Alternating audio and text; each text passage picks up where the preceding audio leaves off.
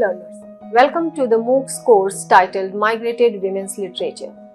Today, we will be talking about diaspora, migration, and we will also discuss some of the related terms. Let us begin our first lecture. In our today's lecture, we would talk about migration and its antiquity. As is known that migration is a term that is most talked about in international studies. It refers to the moving of people from one place to other places. Today, our emphasis would be on discussing the antiquity of the phenomena of migration and its relation with other fields of study. Migration is a demographic process and works as an agent for social change. After this lecture, you would be able to understand the concept and phenomena of migration, examine the importance and impact of migration on our society, and understand various terms related to migration. Before discussing about the concept of migration in detail, let's have a look at various academic fields where the term finds a place. Migration, as a part of study that obtains a place in sociology, anthropology, politics, history, genetics, cultural studies, interfaith studies, and literature, etc., is discussed in various ways in all these fields. The sociological study of migration, specifically in relation to racial and ethnic groups, social structures, and political policies, is known as the sociology of migration. It studies concepts like assimilation, acculturation, marginalization, multiculturalism, post-colonialism, transnationalism, and social cohesiveness as some key ideas of migration. We would talk about all these terms in the lectures to come. While talking about the sociological significance of migration, we can say that it is the third major factor that affects population change, while fertility and mortality remain the first two. As Bogie considers migration as a tool for social integration and cultural dispersion, which results in a more significant population redistribution. Though impacted by social, cultural, and economic reasons, migration operates outside of a biological framework, setting it apart from the other two reasons, fertility and mortality, which are governed by biological causes. Many migratory movements are typically intentional, though this may not always be the case. As a result, humans migrate in reaction to economic, social, demographic, and political influences in their surroundings. The study of migration plays a crucial role in population research because in addition to influencing fertility and mortality, it affects population growth rates, size, structure, and features. The distribution of a nation's population and the expansion of the labor force in any given region are both significantly influenced by migration. Thus, migration is a significant indicator of societal change. Similarly, migration as a phenomenon has another significance in anthropology, which is committed to investigating the cultural and social aspects of migration. There are three types of anthropological researches on migration. First, there are researches that focus on the immigration issues specifically. These studies concentrate on the impressions that immigrants encounter when they enter a new land or a new society and how they react to these perceptions. Second, anthropologists have a persistent fascination in the act of migration itself. Third, anthropologists have started looking into the settings of migration, such as how local people respond to immigration, legal concerns, ontological security, the significance of borders or long-distance migrant relationships. The field of genetics also studies migration, which can be understood with examples like crossbreeding of families and changes in the genes of people. DNA research has provided further evidence in favor of this view in recent years. Based on genetic research, there is evidence of an expansion from Africa approximately 1.9 million years ago, as well as gene exchange between Asian and African populations around 1.5 million years ago. Genetics is helping in providing data for the authentication of historical resources. Without the genetic information, historical records would neither be complete nor be authentic for providing the details of any migration. Quantitative assessment of historical events is possible with the help of genetic technology. One such example is the study of African diaspora. Other fields like cultural studies and international studies also discuss the phenomena of migration. As acculturation is one such feature of migration which is studied in cultural studies, moreover, anthropologists who are interested in migration have often relied on post-colonial and cultural studies, as well as transnational study, which have produced rich conceptual and experimental tools to define migration. Anthropologists often take a comprehensive approach to their research, connecting many disparate sites of intricate migration dynamics. There are other fields of study also that focus upon the term migration and analyze its different facets. Let us now talk about the phenomena of migration in detail. Migration is commonly known as a shift in a person's position or a group of people's situation or their residence and or geographical mobility. However, it differs from transient and extremely short distance movements. Migration can occur on the inside, that is called across national borders, or outside across international borders. According to the Demographic Dictionary, it is a form of geographical mobility or spatial mobility between one geographical unit and another, generally involving a change in residence from the place of origin or the place of departure to the place of destination or place of arrival. The concept and phenomena of migration is not new. It is as old as human origin is. Whenever we talk of migration, we think of the displacement of the Jews, but humans have been traveling from one place to other and settling down in various places since they evolved. The traveling and settling in of those early humans can be explained with one example. Anthropologists tell us that the first such group of humans called Australopithecus emerged in East Africa, where excavations have thrown up human skulls belonging to millions of years ago. The anthropological excavations are still going on. Similar features have been discovered in humans living in different regions around the globe, far away from the area of anthropological excavations. It means that humans migrated to different parts of the world from there. This proves that phenomenon of migration is as old as the evolution of humans. We have other examples also. Research in another area, namely genetics, has also confirmed that the DNA material of most humans today in different parts of the globe is similar to those early humans.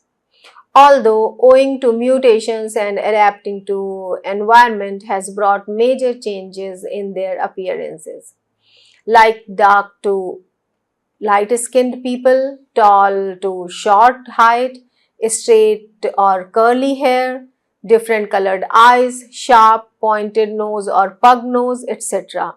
Such changes had happened due to the environmental mutations. As Darwin's theory proves that over a period of time, the development of brain became the demarcating line, and afterwards the invention of language played a crucial role. Language became instrumental in passing on the knowledge. The point we are making here is that the migration of groups of humans is as old as history and origin of humans. Let us further problematize the term migration. The term migration therefore refers to the movement of groups of people from one place to another and settling down there. The objective of the earliest humans for some millennia was to sustain themselves and survive. Survival was the major concern of that time, and survival depended upon food constants and regular supply of food, which came from either land in the form of animal meat or fruit or berries, or from water in the form of fish, etc. People then used to settle down in such areas where these food resources were available in plenty so that they could survive. But due to certain reasons, sometimes excessive use of natural resources, or at other times due to some natural disasters, those food sources got depleted. Thus, when such resources got exhausted or depleted or finished in one place, groups of people migrated to other places where food and water were still available. Since supplies of food and water were available in plenty of areas, humans split into groups and went to different places. Thus, we see migration as an important part of the dispersal and evolution of humans. Some 2 million years ago, the earliest of our ancestors left Africa and traveled northward from their ancestral homelands. But it took them some time to migrate because their movement out of Africa was hampered by the vast desert regions of northern Africa and the Middle East. Before leaving Africa, our ancestors had to acquire the physical and mental skills necessary to thrive in these hostile conditions where fresh water and food were highly seasonal commodities. If we talk about who left Africa first, we can say that it's possible that Homo ergaster, also known as African Homo erectus, was the first human species to depart Africa. Fossil evidence indicates that this species ranged 1.75 million years ago throughout southern Eurasia. After then, at least 1.6 million years ago, Asian Homo erectus, their descendants moved eastward and settled in Southeast Asia.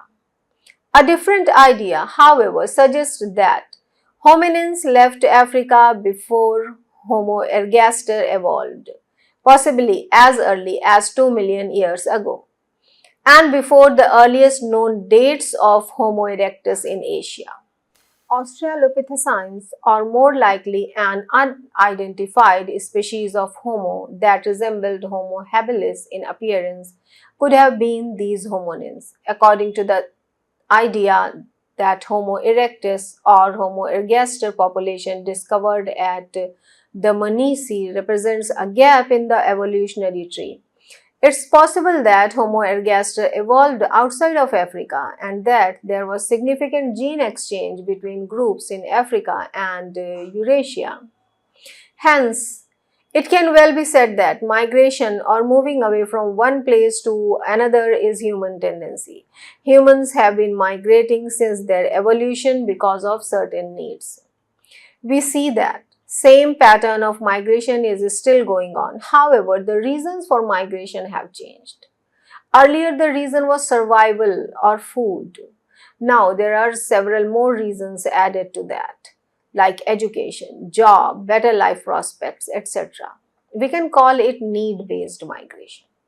However, as said earlier, the term migration refers to the movement of groups of people from one place to another and settling there, as it was with the humans thousands of years ago. So is it with them even today. We shall see in later lectures that the reasons for migration too in many ways have remained similar.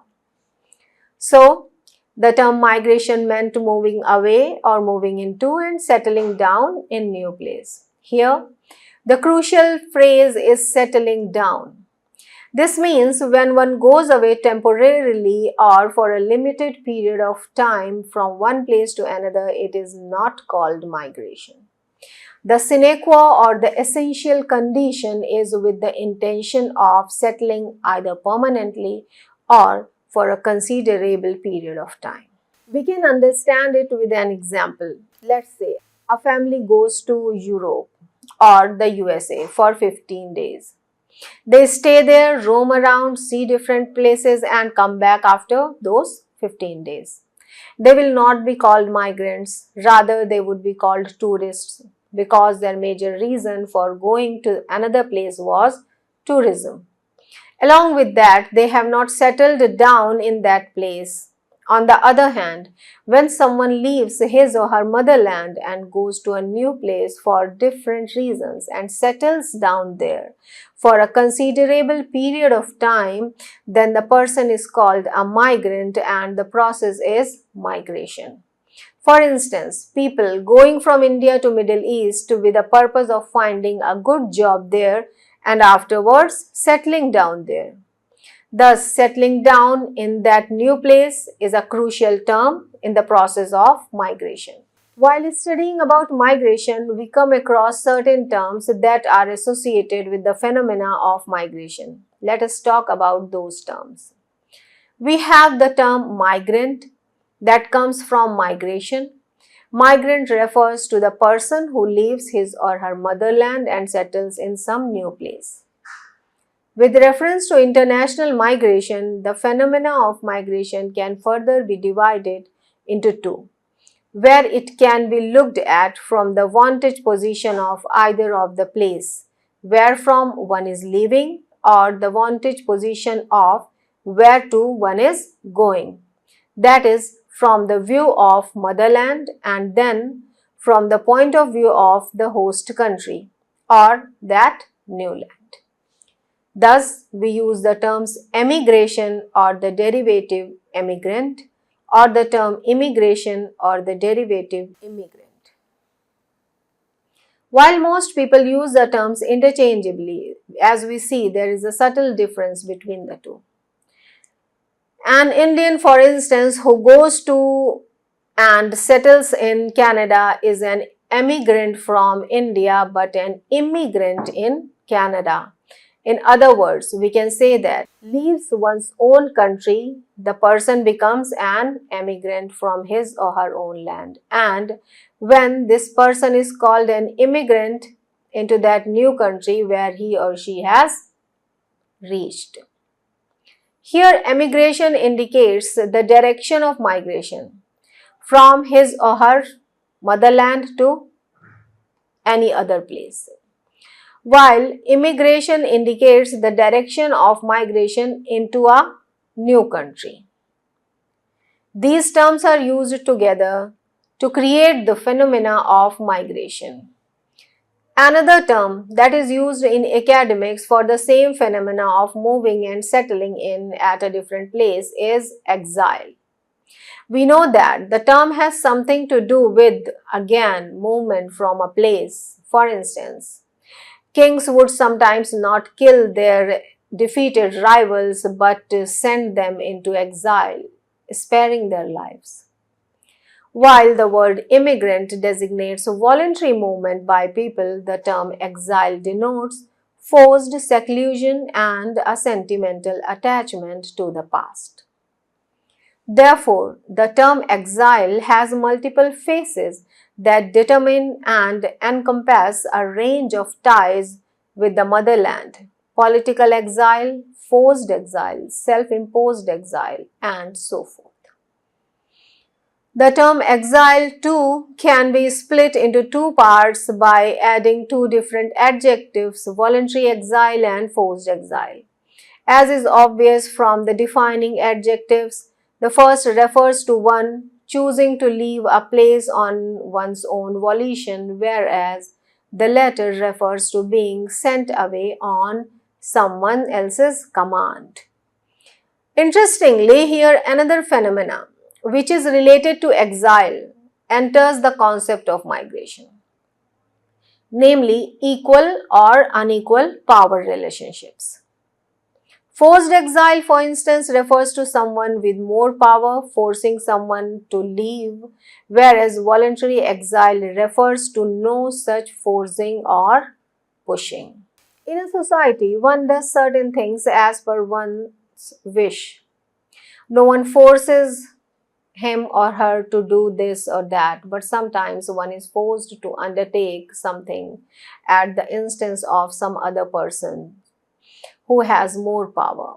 When a community or a group of people are forced to leave their homeland due to unfavorable conditions, this is known as forced exile. If any people decide to leave that location, even if they don't want to leave it because their existence and survival are in jeopardy.